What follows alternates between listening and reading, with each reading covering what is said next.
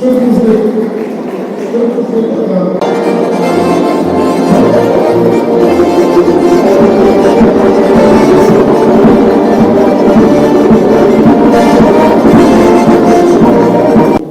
sıkıntagi marban olmuştu. Ben sıkıntagi. Bu kadar cevaptın akşiya, akılda sıkıntagi.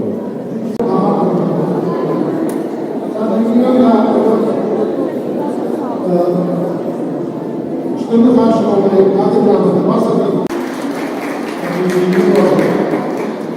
Şunların sağ